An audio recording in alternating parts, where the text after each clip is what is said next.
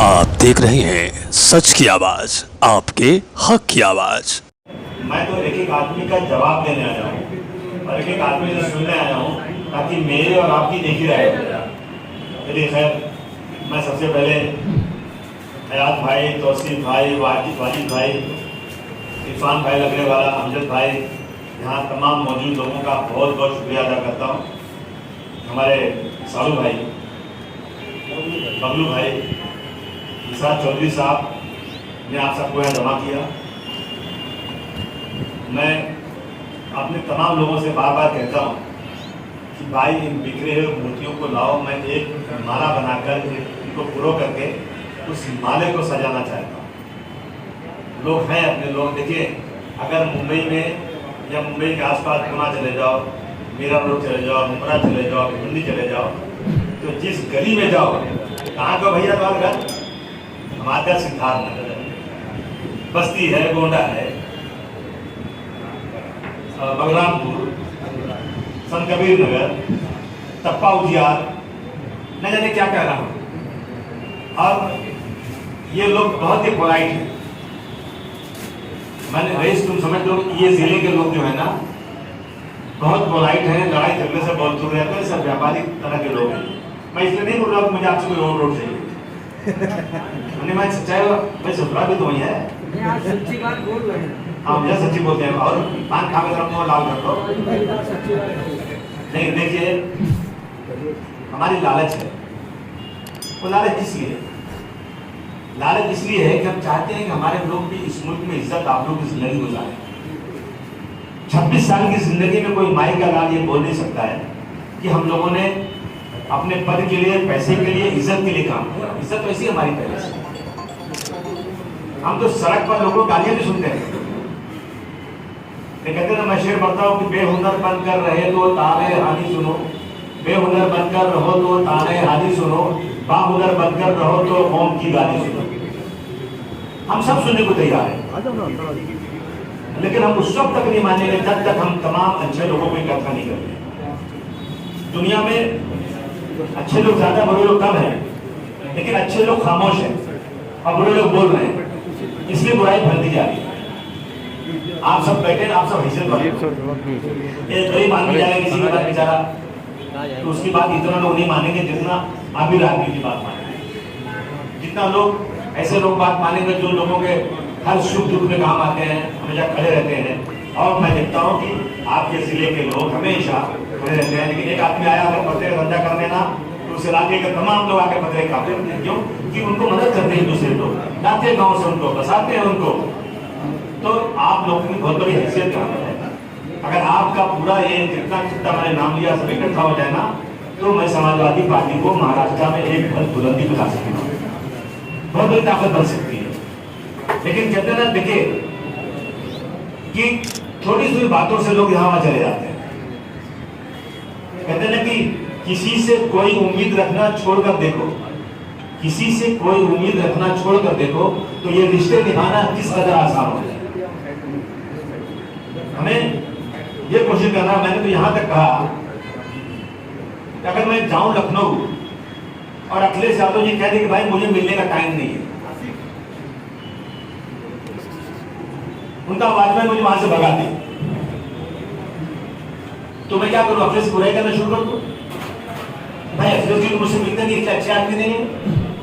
लेकिन ये वो करें, उसके बाद भी मैं देख रहा हूं कि अगर बीजेपी को हराने में कोई नाम यूपी में आ रहा है, वो समाजवादी पार्टी का ही आ रहा है। ये मैं नहीं ला रहा हूं, ये आम जनता कह रही है कि अब की बार समाजवादी पार्टी और बीजेपी की लड़ाई है। अगर मैं अखिलेश जी से कोई बात करूं, उनसे मिलने जाऊं, मुझे टाइम न दें, मेरी बात न सुने, तो मुझे उनकी बुराई नहीं करना चाहिए, बल्कि मेरे दिल में भले उनसे गुस्सा हो, लेकिन मुझे उनके लिए काम इसलिए करना है कि मुझे बीजेपी को हराना जरूरी है। अपनी बात ये हमें सोचना बहुत जरूरी है। क्या होता है देखिए, यहाँ तो चलिए माशाल्लाह अभी सरकार दूसरी बन गई तो थोड़ा सा कुछ ठीक हो गया, वरना ये लोग जो है ना, मुंह में राम बगल में छुरी, क्या हालत थी यहाँ पर। आज क्या भी हालत है। मुसलमान कोई मंत्री, कोई चीफ मिनिस्टर नहीं बनने वाला है।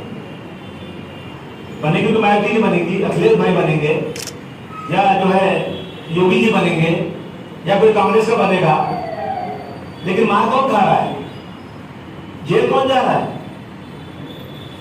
जिन बच्चों ने कोई गलती नहीं किया उनको आतंकवाद में आपने डाल दिया, जिन उलमाओं ने कोई गलत काम नहीं किया उनको आपने धर्म परिवर्तन के नाम पर जेल की सलाखों में भेज छोड़ दिया। पूरे भारतवर्ष में कोई भी ऐसा संगठन नहीं है जो ये कहता हो कि हिंदू भाइयों को लाओ और मुसलमान बनाओ।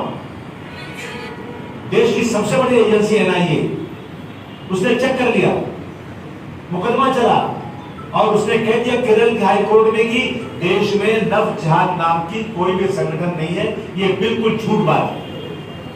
लेकिन फिर भी हमको फंसाया जा रहा है, परेशान किया जा रहा है। मुझे बताइए कि अगर कोई आदमी किसी का मजहब चेंज करवाना चाहता हो तो अल्लाह की खुशी भी चाहता होगा ना, वो चाहता होगा ना मुझे अल्लाह में आगे सवाब मिले। तो अल्लाह ताला तो कहते हैं कि किसी को जबरदस्ती अगर आपने धर्म परिवर्तन किया तो आप गुनहगार कर जाओगे। और आज तक कोई एक आदमी ऐसा नहीं गया पुलिस स्टेशन में कि भाई मुझे फलाने मौलाना ने जबरदस्ती जो है मेरा धर्म परिवर्तन कर रहे हैं। ये लोग अपनी जबान उनके मुंह में डालना चाहते हैं कि तुम कंप्लेन करो, और वो कह रहे हैं हमारे पास हमने जबरदस्ती हमारे साथ कुछ हुआ ही नहीं है। और इतनी बड़ी बड़ी बातें, एक रिक्शा चलाने वाला आदमी, गरीब आदमी, एक रिक्शा चलाता है जो एक रिक्शे की वैल्यू 1 लाख भी नहीं, उसको जेल में डाल दिया, ये कह दिया कि ये पूरे यूपी को उड़ा देने वाला था। आप मान सकते हैं इस बात? अरे मुंबई में, महाराष्ट्र में आज भी कई 100 लोग ऐसे हैं जो जेल में हैं और कोई गलती उनकी नहीं है, लेकिन 20-20 साल हो गए। क्या है ये?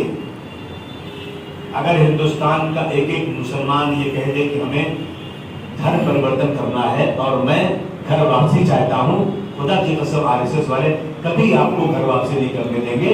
वो आपको ऐसे ही खड़ा रह करके सिर्फ एक इशू बना करके अपने हिंदू भाइयों में आपको जबरदस्ती का एक इशू बना के बदनाम करना चाहते हैं। हम देखते हैं, हम लोग गांव में, बम्बई में भी रोजाना हिंदू मुसलमान साथ रहते हैं, होली हो, दिवाली हो, कुछ भी हो, सब साथ में रहते हैं, कोई लड़ाई नहीं, कोई झगड़ा नहीं। उनकी दिवाली में मुसलमान जाता है, हमारी ईद में वो लोग आते हैं, कोई झगड़ा नहीं। लेकिन ये राजनीतिक पार्टियां जो है ना, ये हमें अलग करके इस मुल्क को बर्बाद कर रही है। आप मेरी बात को मानते हैं नहीं मानते? आप लगता है मैं कोई गलत बोल रहा हूं? हम सोए रहे क्या? हमारे लोग मारे जाए इस तरह से? महंगाई बढ़ती जा रही है, खाने को नहीं है। 1000 रुपए से ऊपर जो है इसका दाम हो गया सिलेंडर का। तनख्वाह लोगों को 10-12 हजार कमाना मुश्किल है। और मोदी जी जो है दिल्ली में एक बिल्डिंग बना रहे हैं, सब बिल्डिंगों को तोड़ कर 23,000 करोड़ की। मुझे बताइए, जब गंगा में लाशें बह रही हो, जब अस्पतालों में दवाई नहीं है, अस्पतालों में बेड ना हो, लोग लाशों को कंधे पर लेकर 20-20 किलोमीटर जाते हो, एम्बुलेंस ना हो, ऑक्सीजन ना हो, ऐसे वक्त में क्या 23,000 करोड़ की बिल्डिंग बनाना कोई हिंदुस्तान का आदमी कबूल करेगा? पार्लियामेंट कितनी अच्छी बिल्डिंग देखा आप लोगों ने, कितनी खूबसूरत बिल्डिंग है, उसको तोड़ रहे हो। कि मैं 2024 के बाद आऊंगा कि नहीं आऊंगा भरोसा नहीं, लेकिन मैं इस मुल्क की ये जो लोकशाही बिल्डिंग है, जो जमहूरियत की निशानी है, मैं इसे तोड़ करके अपने नाम की बिल्डिंग बनाऊंगा। हम लोग खामोश हैं। गांधी जी ने क्या सिखाया? आंदोलन। लोग मर रहे हैं, परेशान हैं, और इस मुल्क को बर्बाद किया जा रहा है। कोई भी इशू पर कहीं से घुमा फिरा कर जाएंगे हिंदू मुसलमान, घुमा फिरा कर आएंगे हिंदू मुसलमान। और फिर हमारे तरफ से आप लोगों ने सुना होगा 2014 के पहले वो अपना तो बीजेपी का एमपी क्या नाम था, इसने कहा 85% हिंदुओं को इकट्ठा करेंगे और 15% मुसलमानों के वोट को बंटवा देंगे। 2014 के पहले तो कैसे करोगे भैया? सब हिंदू इकट्ठा रहेंगे और मुसलमान को देवबंदी, बरेलवी, शिया, सुन्नी करके बांट देंगे, जिनको वोटों की वैल्यू खत्म हो जाएगी, तो उसके बाद हम लोग हमेशा राज करेंगे। तो 2014 के बाद ही, उसके पहले नहीं, 2014 के बाद एक पार्टी निकली हैदराबाद से जो 1923 में बनी थी। कब बनी थी? 1923 में। जिसने कभी भी आंध्र प्रदेश से आगे जाकर कोई इलेक्शन लड़ा नहीं। 8 सीट लड़े, 7 सीट 6 सीट चुन कर आए। कब से? 1923 से। और 2014 के बाद इलेक्शन लड़ना शुरू कर दिया। सोचिए जरा आप मुझे कि इस देश में मुस्लिम लीग है कि नहीं? मुस्लिम लीग बड़ी पार्टी है, आज भी केरल में सत्ता में रहती है और 16-17 एमएलए चुन के आते हैं। उन्होंने कभी अपने आप को क्लेम किया क्या वो मुसलमानों के नेता है? कभी गए क्या नहीं? और इलेक्शन लड़ने देखा आपने बदरुद्दीन अजमल का नाम सुना होगा। यूडीएफ बड़े आप बिजनेसमैन है, बड़ा कारोबार है उनका। वो भी 16-17 एमएलए चुन के आते हैं। कभी गए क्या कहीं किसी स्टेट में अपने आप को क्लेम करने के लिए? लेकिन अब ये आएंगे, 100 सीट लड़ाएंगे और योगी को हराएंगे। साला भाई बहुत मजा होता है कि 100 सीट लड़ाओगे, योगी को हराओगे। कैसे हराओगे जरा बताओ? आपको समझ में आ रही बात? कौन सा वोट लेंगे ये? इस वोट से लेने से योगी हारेगा कि जीतेगा? कोई पूछने वाला है इनसे कि भाई कैसे हराओगे? ये हमारे देश की हालत ही है। घर को आग लगी घर के चिराग से। मैं बोलता हूं भैया, अगर सारा मुसलमान इस देश का इकट्ठा हो जाए, पूरा मुसलमान, कि चलो भैया हम मुस्लिम अपना जो है वोट एक साथ देंगे, तो क्या राशि होगा मुसलमान? कितनी सीट चुन के आएंगे? मुश्किल से पार्लियामेंट की 30-40 सीट भी नहीं आ सकती, आ नहीं सकती। और उनकी कितनी आएगी? 50-500 से ज्यादा। निकली क्या? जिस दिन मुल्क आजाद हुआ था उस दिन एक मुल्क पाकिस्तान बना था मुसलमानों के नाम से। उसी दिन ये देश हिंदू राष्ट्र बन सकता था। कहते वो नेता लोग कि एक मुसलमानों के नाम पर दे दिया पाकिस्तान, अब भारतवर्ष हिंदू राष्ट्र होगा। कह सकते थे नहीं कह सकते थे? बोलिए, कह सकते थे। लेकिन हमें शुक्र मनाना चाहिए मौलाना अब्दुल कलाम आजाद का, जवाहरलाल नेहरू का, डॉक्टर राम मनोहर लोहिया का, डॉक्टर भीमराव अम्बेडकर का, ऐसे नेताओं ने कहा नहीं, भले वो कोई मुल्क बन जाएगा मुस्लिम, लेकिन मेरा देश एक जमहूरियत वाला देश बनेगा। इस मुल्क के अंदर सेक्युलरिज्म होगा और हिंदू मुस्लिम सिख ईसाई सब साथ में रहेंगे। कहा कि नहीं कहा? कहा था मौलाना अब्दुल कलाम आजाद ने, मत जाओ इस मुल्क को छोड़ दो, तुम्हें ताजमहल का प्रश्न पुकार रहा है और हम रहे इस मुल्क में इज्जत के साथ रहे। अब अगर हम ये कहें कि मुसलमानों को अलग से इकट्ठा करो तो आपको अच्छा लगता है? ये आपके लिए नुकसानदेह है, ये दुश्मन है आपके लिए जो लोग कहते हैं बात। हमें गर्व है इस बात का कि इस मुल्क के मुसलमानों ने आज तक कभी मुसलमान को अपना नेता नहीं माना, अपना नेता माना तो हिंदुओं को अपना नेता माना। इस मुल्क के मुसलमानों ने जवाहरलाल नेहरू से लेकर वीपी सिंह से लेकर इंदिरा गांधी से लेके मुलायम सिंह यादव से लेके आज तक सब हिंदुओं को अपना नेता बना। इसमें भलाई हमारी जज्बाती बातें करने से ना सिर्फ ताली बजती और कुछ होता नहीं है। हमें सोचना चाहिए, हमें इस मुल्क के हिंदू भाइयों के साथ अच्छा व्यवहार करना चाहिए। क्यों करना चाहिए?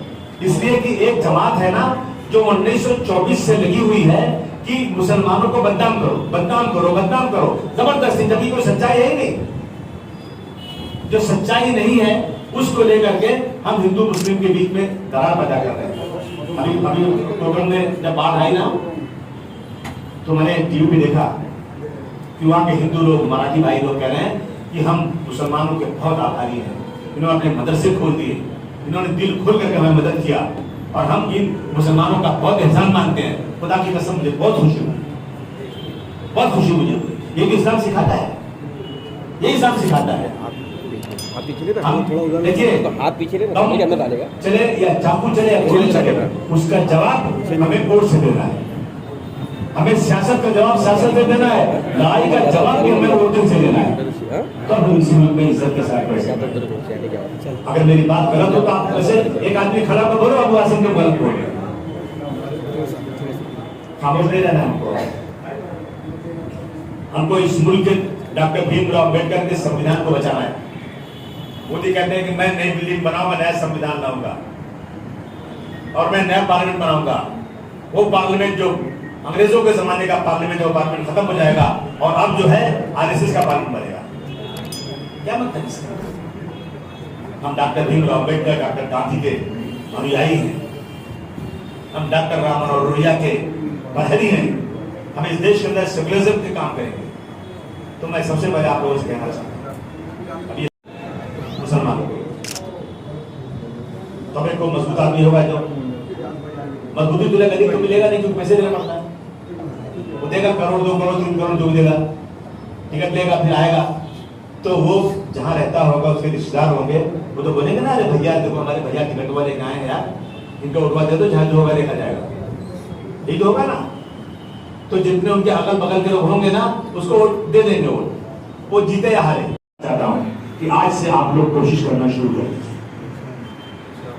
मैं जानता हूं अच्छी तरह से, क्योंकि यहां बैठे हुए लोग,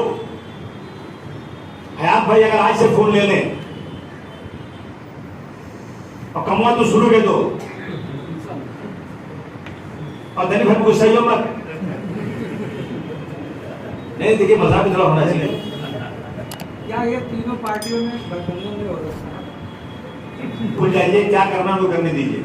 लोग गठबंधन करते हैं, नहीं करते हैं, क्या करते हैं, क्या नहीं करते हैं, जहां जाए समाजवादी पार्टी उसी के पीछे चले जाइए और भूल जाइए बातें। वो एकदम लंबाई करती है। दूसरी बातें सुनिए ना, वो उनके पास थिंक टैंक है, उनके पास बड़ी बड़ी मशीनरी है, उनको देखना है कि कैसे वोट पड़ता है, कौन किसको वोट देता है, वो सब मालूम उन लोगों को।